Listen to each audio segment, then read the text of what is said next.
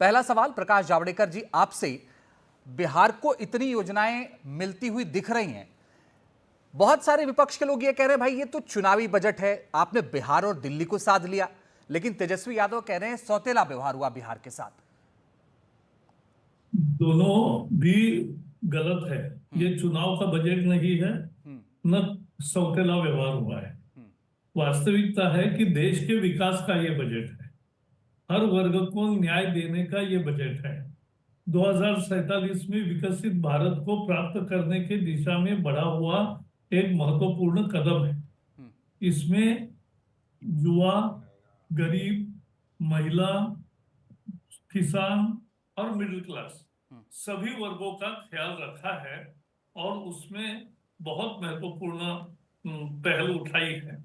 एक हमें समझना चाहिए कि देश के विकास के जो मूल पैमाने हैं कि हमारे यहाँ ईज ऑफ डूइंग बिजनेस देने पर ही विदेशी या दूसरा भी कोई निवेश आएगा।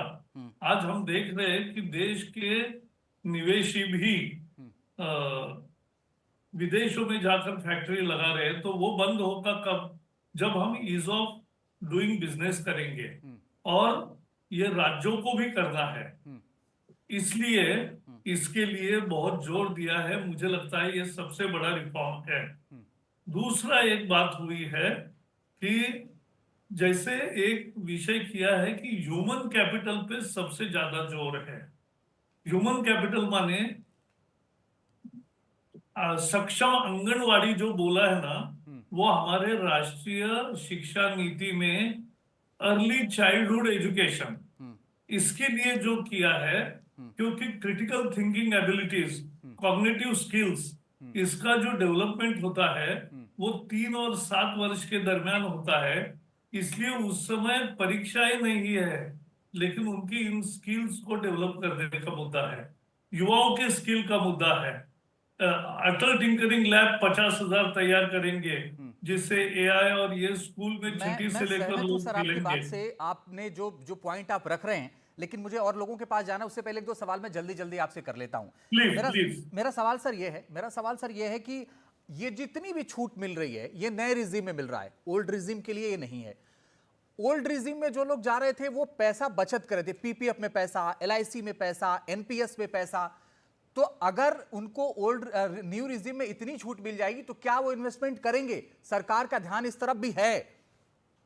बिल्कुल है, और कॉर्पोरेट्स को भी ऐसा ही ये सहूलत जो दी इनकम टैक्स की कॉर्पोरेट्स को, लेकिन वो हमें समझना चाहिए कि अब इन्वेस्टमेंट को प्रो जो एटमॉस्फेयर है, क्यों नहीं इन्वेस्टमेंट हो रही थी, उसको ढूंढकर उनका इलाज इसमें किया है।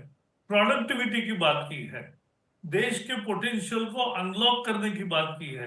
और मैं पर्यावरण का विभाग भी संभालता था, तो मुझे अच्छा लगा कि हर चीज में सस्टेनेबल डेवलपमेंट कहा है, यानी सस्टेनेबल पर्यावरण के नियमों का पालन करके सारा विकास हो जो पर्यावरण पूरक होगा, ये भी उसमें कहा है। प्रोडक्टिविटी की बात कही है, गवर्नेंस की बात करी है, ट्रांसपेरेंसी की बात की है, एक्सपोर्ट बढ़ाने की बात की है। तो ये जो सारे हैं और 10 साल में जो सफलता मिली है, उस पर आगे चलने का ये इरादा इसमें स्पष्ट है। ये मोदी जी के 11वां बजट है और मोदी जी के तीसरे टर्म का पहला बजट है।